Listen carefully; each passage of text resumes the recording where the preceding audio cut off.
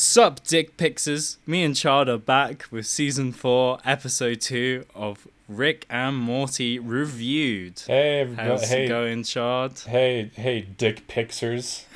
Yeah, What's they're up, the ones. bros? So this episode is called "The Old Man and the Seat." Yeah, which is a play on the classic Robert Redford film, The Old Man and the Gun, in which Robert Redford goes around and kills people who want to sit on his toilet. This episode was bad. I'm not even gonna hold out for suspense. I really didn't like this episode. You really hated it. I thought it was so fucking stupid. What did you think about it? I thought it was one of the best. No, I'm kidding. It was lame. Damn it. No, it wasn't. It was. You know what? When I first saw it, I thought, wow, that was really bad. And then on the rewatch, partly because as I was watching it, I wanted to write down all the things I liked about it, so that I could go into it fairly positively, and have a bunch of things I could praise it for, because I didn't want to just come on and shit on it the whole time. Which is what I would already be doing, so that's fair. Yeah. So I was like, you know what? It wasn't too bad. Let me just go through everything I liked about this. It's only 10 things. Welcome to the top 10 things we liked about the old man and the toilet seat. Number 1, Rick having an intern. In the show Rick and Morty, Rick is a grumpy old man, but why would he have an intern? No, I just thought I would have liked to have seen them genuinely having an intern, on an adventure. But maybe Gloopy will come back. He wasn't a bad character, necessarily. I didn't hate him. I felt like he was kind of a waste of Taika Waititi as a voice actor. Yeah, it was sort of a waste of his... it was a waste of his character as well. Because, this is also on the list. Gloopy, that joke they did where he exits the room and he goes, gloopy, gloopy, gloo, and he spins around. That was funny. Oh, and they're like, has he ever done that before? Yeah, he's never done that. Yeah, that was good. What I really didn't like about that was the whole evil plan where they're like, we're going to give you a dating app so that we can steal all your water. Yeah. And, it's hard for me to even say anything else about that because it just is so... It's, the least fleshed out it possibly could be. Yeah. Which I guess is fine, but it's the entire B plot of the episode relating to the dating app is split into the two separate sections. Yeah, this was interesting because this episode had 3 plots, which I don't think they've done before. Yeah, and 2 of them did relate to the dating app, so it still kind of falls under just one B story. I think they were trying to just do an episode with all the characters. I think that was a big intention. That's what I was gonna say. Yeah, I think it's to give everyone something to do, which is very, very bad for the structure of the episode because suddenly everything is spread very thin and there's not a lot of substance to any of it. And so you have these scenes in the spaceship where it's kind of just the same joke over and over again about how everyone's an intern, nobody has a gun, and all these no one can really threaten anybody. And then they're like, well, what's their evil plan? Oh, I guess they want water or some shit. And that's all that's going on in that part of the story. I think partly with what they were playing with is because they all had, was it New Zealand accents? I think so, yeah. I think they all had that New Zealand accents. Partly was that they were kind of lame villains. I think that was part of the joke they were going for. But it felt like all of it was just sort of a joke. It was all the same joke, which I get because it's a comedy show. But if they're going to have heroes, villains doing a crap plan to get water, they could have at least shown them to be a little bit more threatening. But then the fact that they send Gloopy to kill Morty and Jerry on his own, it's just such a cliche of how to escape from being held prisoner. Yeah, where all they have to do is appeal to his sensibilities, and then you think he's gonna shoot them, but then he shoots the chains instead, and he's like, I can't help you the rest of the way. Yeah. Except it's Taika Waititi, so he says it in a nice little Kiwi accent. The thing is, with this episode, there was a lot of explaining the joke or explaining what they were doing. A great example of this is Rick goes to Tony's funeral and he's drunk, and it's really clear that Rick is taking it badly. It's obvious, but they have to add on like the dad, Tony's dad, saying, "Yeah, yeah, we're struggling with death. Struggling with death is hard," even though it's like really obvious that that's what they're doing. And there's a few examples of that as well, like with Beth explaining to Summer like why jumping from relationship to relationship is like not a good idea. But I was really happy and fairly grateful that they didn't do, "Oh, Jerry, you saved the day." I'm glad that they didn't acknowledge that Jerry saved the day. Well, once again, I find myself in this position where I've watched the episode twice, and I was so uninvested in the plot that I don't even remember Jerry saving the day. I don't know what he does. Yeah, because he shows the app and shows that he's got Gluty has no matches, and he's like, "I've got no matches too." Oh, I see. And then that's why he lets them go. And that's why he deletes the app out of incel anger. Yeah. Incel Gluty runs off in a fun, wacky comedy moment.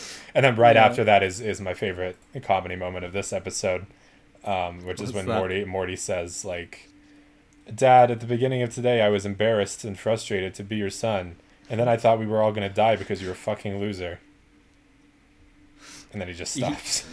Yeah, that was kind of Which funny. is like, it's a pretty easy joke and it's been done before, which I guess is just a testament to how overall painfully unfunny most of this episode is. I think that's the only thing that got a genuine laugh out of me. Yeah. In the entire thing. Yeah, it was funny, yeah. That's the thing with Morty. Morty, as a character in this, they're sort of showing that he's more like Rick. Yeah, that's where they're going with this, because Morty is usually like this wimpy, crying, like useless like person. Yeah, in this episode he's cold like Rick. He snaps at Jerry. He's like, "Come on, let's go home. Like, let's just fucking go home." Like, we're seeing Morty take the leadership role over. Yeah, and so I think they're doing some sort of arc with Morty. I think that's what they're going for, and Rick is, been more sensitive in this episode. I don't know. I think the whole Rick is actually not really a bad guy. He's actually sensitive inside, and though he acts mean and cold, he actually has feelings. Thing is a bit lame and has been done before, and I think like the main reason you dislike this, and I dislike it too, to be honest, is that like the whole thing about like pooping is just a bit like infantile and just like really dumb. But what I felt like they were trying to do with the pooping thing was to, like, it feels ambitious in a way, and like they just failed completely at it, where they're like, we're gonna take something as mundane and like gross and dumb as pooping, and then we're going to use it to like make a big statement about Rick as a character.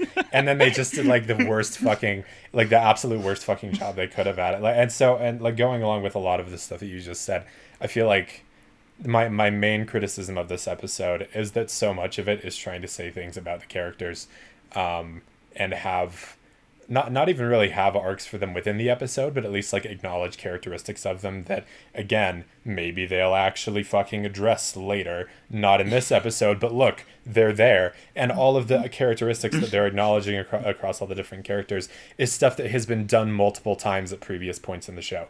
So like with Morty's whole, "Oh, he's aggressive now" thing, like that was all of season 3. Was just him being an aggressive asshole and taking after Rick in that sense. And this episode, he was no more aggressive than he was in like the Whirly Durly Conspiracy, which is like 7 episodes ago at this point. So there's not actually an arc happening with that. It's just, look, Morty's kind of an assertive asshole when Rick isn't around because he has to like fill those shoes so that anything happens in his part of the episode. And then with Jerry, they just emasculate him constantly. With Beth, they establish again that, well, she is a loving mother who cares about her family, but she expresses that through aggressiveness, because she also takes after Rick. And then with Rick, the whole thing that they're setting up is like you said, like, oh, well, he's a complete asshole and he's like a hardened husk of a human being, but on the inside he's actually soft and has feelings, and all that mean shit is just a defense mechanism. because he's so fucking lonely. Do you it's get it? Do you get it? And that's Do you get it? Do you get it in the scene where a understand this? million Rick holograms, which are all holograms of him to symbolize that even amongst other people, he's still really lonely. They all yell at him about how, oh, you're such a lonely piece of shit and you can't do anything right. Haha, look at you. And so, oh, look at how lonely and self-abusive he is. Do you fucking get it? So, it's screaming it directly into your face by the end of the episode, and it's all been done before in more interesting ways, like the garage scene in season 2, which I've criticized. That scene isn't perfect, but like that shows the way that he like pushes people away and is super lonely. And this was just that, except like 100 times louder and worse, and there's a toilet involved for some fucking reason. I hate this episode so much.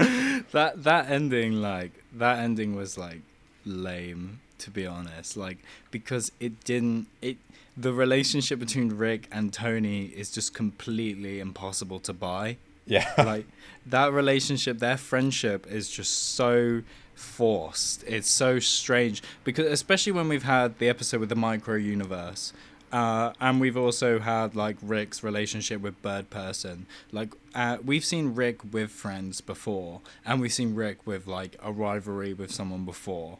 And like, Rick tends to go and enjoy people who are just like completely weird and like are chill as hell. Like, and Rick, they've never even suggested before that Rick is like difficult to be friends with, or like has problems making friends. Like, Rick, the impression I always had of Rick was that like he was a guy that had loads of friends because he's like an action like hero, like cool dude, and like he can easily find people he likes, but he just doesn't like. He has trouble committing to people and like giving any part of himself to them, and that's why he's so lonely in the long run. But Rick hangs out with people like Mr. Poopy Butthole and like just ridiculous, strange characters that like Rick just finds funny and is like entertained by. Tony, like, is a completely not a character that Rick would give a shit about, really. But like, you could almost buy it. I think what they needed was they needed him to prove something to Rick other than just like using his toilet and like speaking really bad like pseudo intellectual like dialogue about like you needed someone to give you permission to live. You needed someone to give you permission to live, Rick. I know you. I get you. All we can do is let go and be free by pooping. The poop thing is like kind of funny. Like, to Rick going to a beautiful alien world to shit like is funny, and like then him getting angry that someone's shit in his toilet is also like kind of funny. But like what they try to do with it in terms of this like friendship is so forced, and it's kind of difficult because Rick going to do detective work is kind of interesting because we haven't really seen Rick go from planet to planet on like a certain goal or mission where he's interviewing things to get to know people. But him being this like weird action guy where he's like, oh come on, like, oh don't do it, like be smart, like, oh you idiot, you swallowed it, now I'm gonna kill you.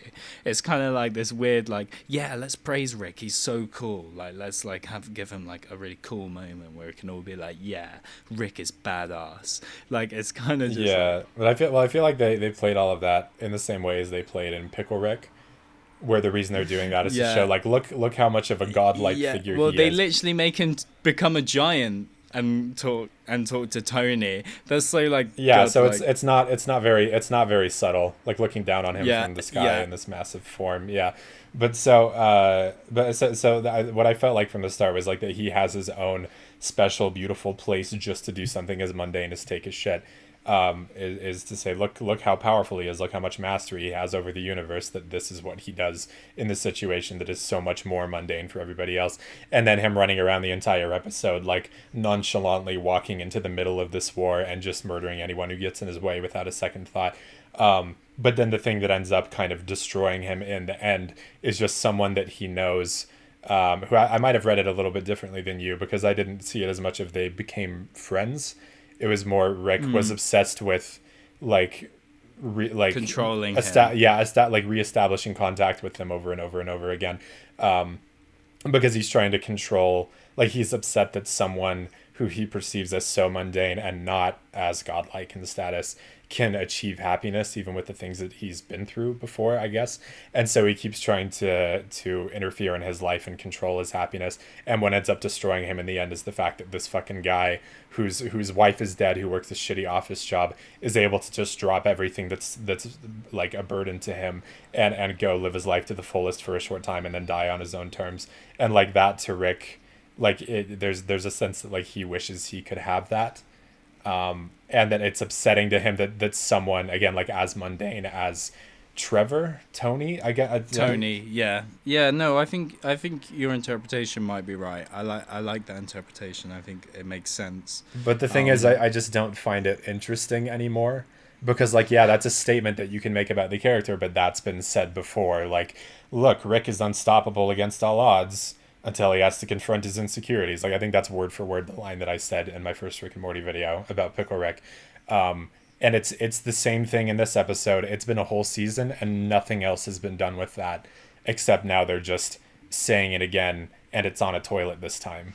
Do you think part of it is that Rick and Morty, in terms of its concepts and its structure, used to be more Twilight Zone, like Doctor Who, like kind of in the way that they would structure and formulate it, whereas now the concepts of Rick and Morty episodes are more about like what they're doing with their characters and what they're saying about like what they've already established, basically. Absolutely, yeah, because I think now it's trying to go for less of that that episodic like sci-fi concept of the week kind of thing, which is focused on fun, wacky Rick and Morty adventures, versus now, which is just BoJack Horseman but bad.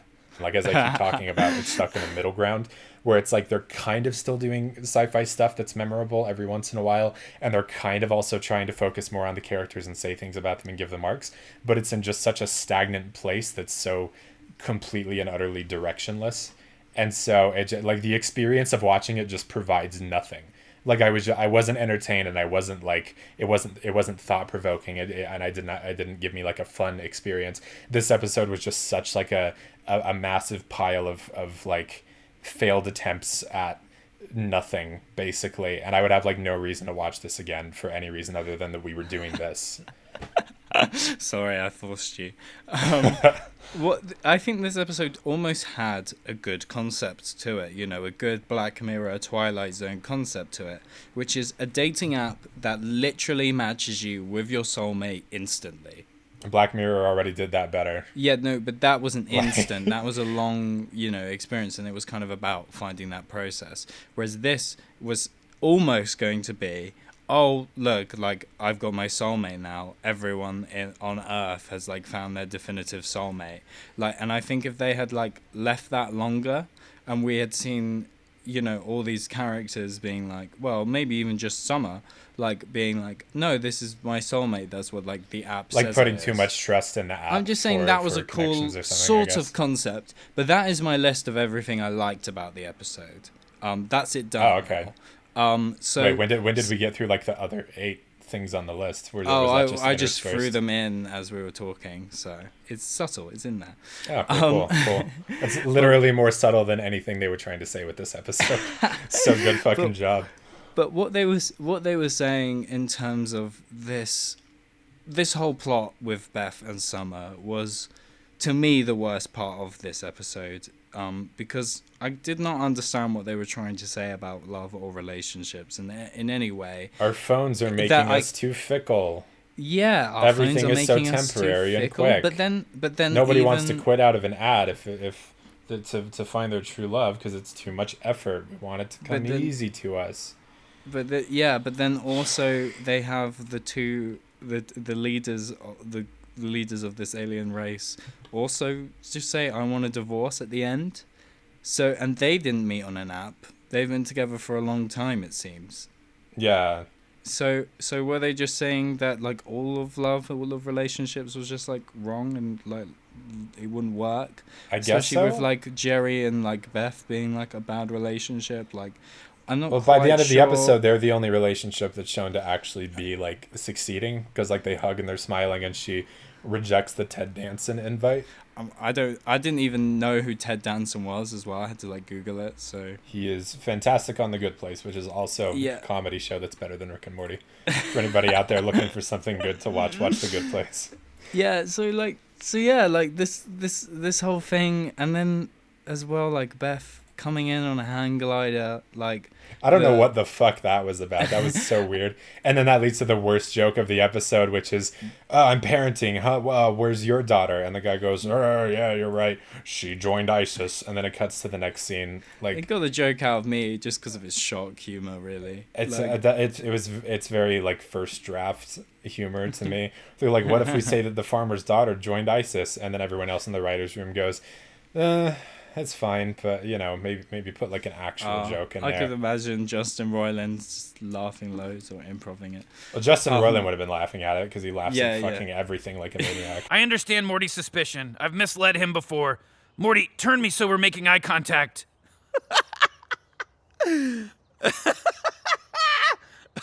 One more time. Just the fact that he's misled him before.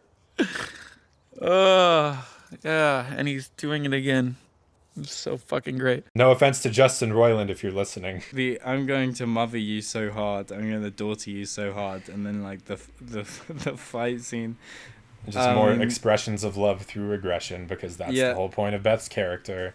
And then we fucking get it. Yeah, I mean, I just think that the everybody keeps changing soulmates because they're fickle. It just kind of was. It just wasn't really. It didn't make sense to me. It's just a boomer concept or like theme to have, I guess. Yeah. And I kept trying to connect it to because it seems like with the dating app thing, and then with Rick's entire storyline, it seems like they were trying to, like, the reason that they were partnered up in this episode in particular, like these two storylines with each other, was because they're both saying things about loneliness, like about Rick's like self-inflicted loneliness, and then the world's collective loneliness because of fucking dating apps, apparently. But one of the lines in there is, love is as abundant as water. Yeah. But also, like, the bad guys say that, so I'm not sure if that's, like, the thesis of the B story of this episode. Or, like, and then they're stopped by an insult. Like, surely it would have made more sense for Beth and Jerry to be doing this thing on the spaceship. I suppose, yeah. I mean, I dislike episodes where they partner off and go do their own thing, because it's always the exact same story where they fight a bunch, but at the end it turns out they actually love each other. That's been done 6 times already. They don't have to do that, though. They don't exclusively have to do that. But if they had, that's what they would have done. So I'm glad that they did. Yeah, so, but in the most ideal world, in the most ideal world, they would have done a plot different than the fucking app on the spaceship. So, but, I've only really got, like, one other thing. Like I've got, like, things that, like, they slightly annoyed me, but they didn't annoy me, like, loads. Not enough to like hate the episode for it, but like just little niggles I've got, which is that the Fly character in this episode. Oh my god, it's so stupid. He says there are a million interesting things about me, like, and describes what the interesting things about his character are, and I kind of would have wished that to have been actually like a part of the episode, because I kept kind of expecting the Fly to come back in some way, but there were no consequences of that, and the scene as a whole was kind of like pointless, because Rick could have just gone like straight to find this guy. Like, I just kind of it is a very out of place scene, and it's paced differently than all the rest of his detective shit, because he goes straight from there to the robot planet, I think is one of the things that happens, where everything is fast paced, and like it's still not great. Like, there's not a lot that's interesting about the robot war thing, but at least it's like nicely animated, I guess, or like creatively animated, I would say. But that scene in the bar where they're like, look at the funny juxtaposition of the Fly mob boss who has frogs as guards. Yeah. Oh wow, he has so many fucking children because he's a fly. And it's Dan Harmon. Well. I'm pretty sure it's Dan Harmon doing the voice acting for that character as well. And it's like the most boring. God. He voices God in the toilets. Yeah.